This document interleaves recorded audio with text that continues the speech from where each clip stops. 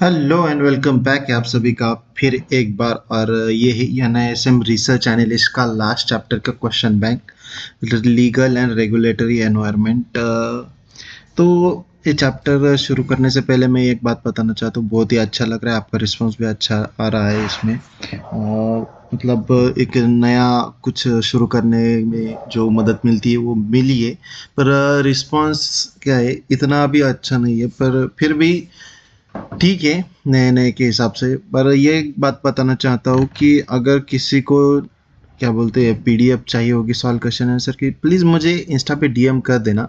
But यहाँ पे problem क्या हो रहा है, लोग क्या है ना, मेरे ये सेंटेंस सुन के डायरेक्ट ही डीएम कर रहे हैं, कोई वीडियो नहीं देख रहा मेरा। तो प्लीज़ वीडियो को लाइक कमेंट्स कर देना अगर आपको अच्छा लगा हो। तो मैं पीडीएफ भी फ्री में ही प्रोवाइड कर रहा हूँ आपको। तो मैं मेरी सिर्फ यही रिक्वेस्ट है, यही हेल्प मांगता हूँ मैं कि लाइक कीजिए और थोड़ा सा शेयर सब्सक्राइब कर दीजिएगा। किसी किसी ने किया है उनके लिए बहुत दिल से धन्यवाद। और जो अभी और जिसको उसको चाहिए होगा ये पीडीएफ वगैरह, तो प्लीज़ थोड़े से वीडियो भी देखना, लाइक भी कर देना, क्योंकि इससे मेरा मोटिवेशन बढ़ेगा और मुझे नेक्स्ट सीरीज़ लाने में भी मज़ा आएगा, अच्छा उत्साही फील होगा। और चलो अभी ज़्यादा प्रवचन नहीं दूंगा, बिना किसी देरी के हम शुरू करेंगे यहाँ पे। डायरेक्ट पहले क्वेश्चन पे आते हैं। लास्ट चैप्टर है, अब कोई या नए से मेट की सीरीज शुरू करूँगा अगर मुझे टाइम मिला तो बाद में। तो कोई बात नहीं, शुरू करेंगे directly. Which of the following is considered an unhealthy practice in securities market? Transparency, surveillance, disclosure, insider trading. तो इसका जो आंसर रहेगा, अनहेल्दी प्रैक्टिस क्या आएगी इनसाइडर ट्रेडिंग में। Which next question? Which institution India in India holds the responsibility for the implementing monetary policy? Reserve Bank of India, Federal Bank of India, State Bank of India, and both A and B. So इसका answer जो रहेगा, institution India holds responsibility, Reserve Bank India. Next question है, which institution was established primarily to promote old age income security by regulating the pension funds establishment and the development? सो इसका जो option है, insurance and regulatory development authority, association of mutual fund in India, securities exchange board of India, pension fund regulatory development authority.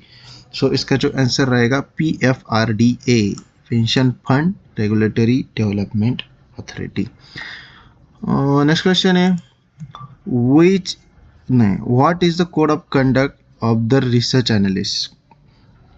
Confidentiality, professional, standard, compliance, all of the above. So इसका answer जो रहेगा all of the above. Next question है, which regulatory body oversees the pension sector in India? PFRDA, SEBI, IRDAI और all of the option. सो क्या है इसका pension sector? Pension sector में जो डायरेक्ट आएगा PFRDA, पेंशन फंड रेगुलेटरी। क्या था उसका वो, अब वो क्वेश्चन में जाके देखिए, अभी भूल गया मैं। नेक्स्ट क्वेश्चन है,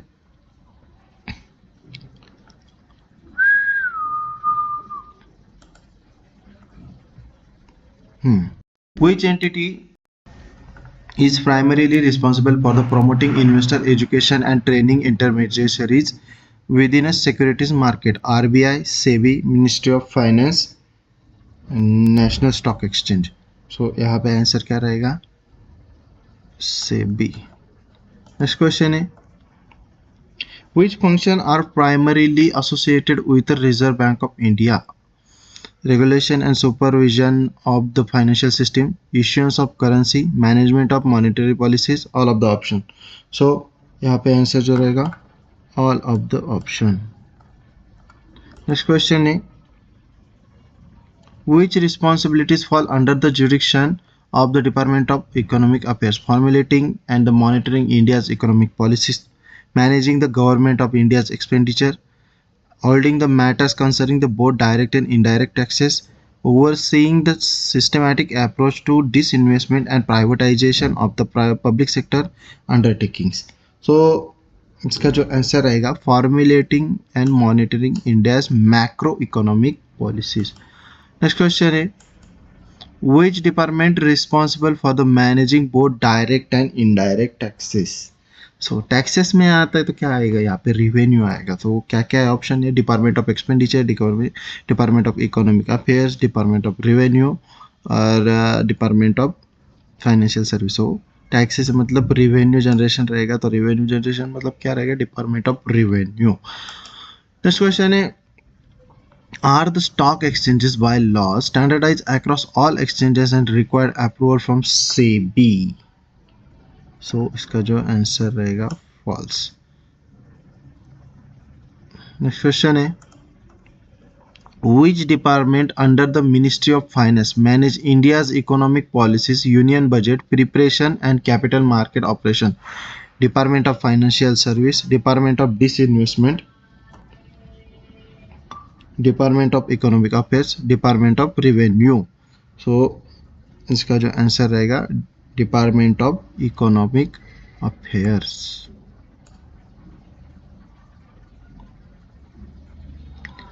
नेक्स्ट क्वेश्चन है, the department responsible for the managing banking, insurance and the pension reforms is the Department of Financial Services, the Department Disinvestment, Department Economic Affairs, Department of Revenue। so इसका जो answer है Department of Financial Services। Next question है, what is the primary objective of Reserve Bank of India in the administering the monetary policy? Rapidly increase monetary policy for the economic growth, ensure the adequate money supply without causing inflation, limit credit flow to the productive sectors, maintain the strict control over the currency system। so इसका जो answer रहेगा, ensure the adequate the money supply without causing inflation। Next question है, which of the following not function of a SEBI? Regulating the business in stock exchange, prohibiting the fraudulent trade practices, regulating the functioning banks, promoting the investor education and training. Simply answer क्या जाएगा, SEBI other banks को functioning नहीं करती। Next question है, SEBI merge with the which commission to regulate the commodities market in India? Foreign Exchange Commission, Reserve Bank of India, Forward Markets Commission, Banking Regulation Commission। so commodities को regulate करना है तो सेबी क्या करेगी, forward market commission को मर्ज होगी। Erase करते हैं, यहाँ पे नहीं चाहिए, ये फॉरवर्ड मार्केट कमीशन।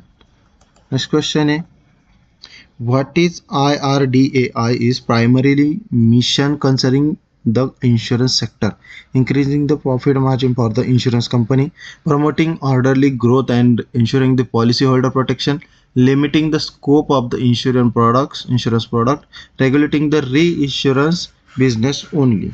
so इसका जो आंसर रहेगा, promoting the orderly growth and ensuring policyholder protection। Next question है, PFRDA was established to regulate the which sector in India? Insurance, banking, pension, stock market। so PFRDA मतलब P पहला pension आता है तो pension. ये कुछ logically answer याद रखने के, ज़्यादा दिमाग नहीं लगने का। नेक्स्ट क्वेश्चन है, what primary responsibility does PFRDA have concerning the pension funds? Promoting the old age income security, investment and in stock market, managing the insurance policies, designing the insurance products. So क्या रहेगा, pension कहाँ मिलती है, old लोगों को मिलती है। So promoting the old age income security. Next question है, the securities contract regulation act 1956 provides for the direct control over the stock exchange in central government, indirect control of the securities market aspect by SEBI, only control over the issue of the securities, regulating the only direct transactions in securities। so इसका जो answer रहेगा, indirect control of securities market aspect by SEBI. Next question है, the primary objective of a SEBI act of 1992 is increase market speculation, protects in interest of investor in securities, limit the functioning of mutual funds, regulate the foreign institutional investor. So SEBI का objective क्या रहेगा, सबसे महत्वपूर्ण जो रहेगा, protect the interest of investor in securities. Next question है what is the purpose of the Chinese wall policy as per the insider trading regulation. यहाँ पे क्या रहेगा, सबसे सेंसिटिव इंफॉर्मेशन है तो क्या रहेगा, वो एक आदमी से जो मेन क्या बोलते हैं मेन डिपार्टमेंट है उस डिपार्टमेंट से दूसरे तरफ नहीं जाना चाहिए। तो इसका आंसर जो रहेगा ऑप्शन से to prevent the access market information, to separate departments dealing the public confidential information. So इसका जो आंसर है to separate department dealing with the public confidential information. Next question है the SEBI Prohibition Insider Trading Regulation 2015 define an insider as someone who has access to public information, trades frequently in securities, has unpublished price sensitive information, has politically affiliation. So इसका जो answer है has unpublished price sensitive information. Next question है which of the following act is considered fraudulent under the SEBI regulation? So making a reckless presentation securities, counseling the material facts to induce someone to act their retirement, making a truthful representation and careless manner, and all of the above. So इसका जो answer रहेगा all of the above. Next question है what is prohibited under the SEBI regulation regarding the dealing in securities? Trading that creates a false appearance of market activity, dealing securities beneficial ownership transfer, inducing the subscription with the intention securities, the minimum subscription, and all of the above. So जो इसका answer रहेगा फिर से all of the above. Next question है which regulation allows board to request application to provide additional information for certification? So regulation number 5 इसका जो answer है। Next question है ट्रू और false the prime objective of a research analyst regulation is promote the conflict of interest among the investment analyst. So इसका जो answer है false. Detail explanation आपको PDF में मिल जाएगा इसका। What is the duration stipulated by the insolvency and bankruptcy code IBC for the completion of an insolvency proceeding since its initiation in between 180 days. Next question is which principle of the code of conduct emphasizes the importance of the acting honestly in the good faith? Principle of confidentiality, principle of diligence, principle of insider trading, principle of honesty and good faith. So इसका जो answer रहेगा principle of honesty and good faith. Next question है what activity is strictly prohibited for research analyst as mention in the code of conduct? Insider trading और front running, publicly sharing the research report, personal trading based on the research report, distributing confidentially information. So इसका जो answer रहेगा insider trading for और front running. Next question है what is the time period provided for the proxy advisers to comply with the capital adequacy requirements? 1 year, 2 year, 3 year, 5 year. So इसका answer जो रहेगा 3 years. And last question है who is the responsible for the monitoring the compliance with the provision of the act, regulation and the circulars issued by the board within a research entity? Chief Executive Officer, Compliance Officer, Senior Research Analyst, Board of Directors. So इसका जो answer है compliance officer. और इसी के साथ हमारा chapter number 13 ये last chapter भी खत्म हुआ है और NISM का जो क्वेश्चन बैंक का सीरीज है ये भी यहाँ पे खत्म होता है। प्लीज़ मेक श्योर करना कि आप वीडियो देख रहे हो और लाइक कर रहे हो और उसके बाद ही आपको आप मुझे DM कर रहे हो, क्योंकि आगे की सीरीज़ लाने मुझे अच्छा लगेगा। और रही बात जो यहाँ पे मैंने इसके वीडियो नहीं बनाए शायद केस स्टडी के, तो केस स्टडी के वीडियो अगर टाइम मिला तो अपलोड कर दूंगा, नहीं मिला तो भी कोई बात नहीं है, आपको मैं PDF में प्रोवाइड कर ही दूंगा। तो प्लीज़ वीडियो देखो, लाइक करो इससे मुझे मोटिवेशन मिलेगा और नेक्स्ट सीरीज़ NSM 8 की और NSM म्यूचुअल फंड वाली की भी सीरीज़ लाना चाहता हूँ मैं, अगर आपका रिस्पॉन्स अच्छा लगा तो बाकी और कुछ प्रवचन नहीं देना है मुझे आपको, और अच्छे से एग्ज़ाम देना। पास हो गए तो प्लीज़ मुझे कमेंट में बता देना या इंस्टा पे DM कर देना, बहुत अच्छा लगेगा। अगर मेरा ये प्रयास आपको अच्छा लगा हो तो प्लीज़ लाइक करो और शेयर करो।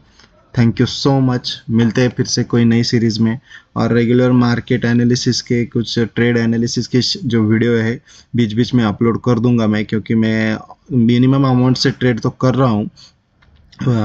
मतलब जिस दिन मुझे अच्छा लगता है मार्केट उसी दिन करता हूँ, रोज़ नहीं करता। देखिए कुछ दिन पहले मैंने एक वीडियो अपलोड किया था तो अच्छा हुआ, और जब कभी भी ट्रेड करूँगा तो मैं अपलोड कर दूँगा।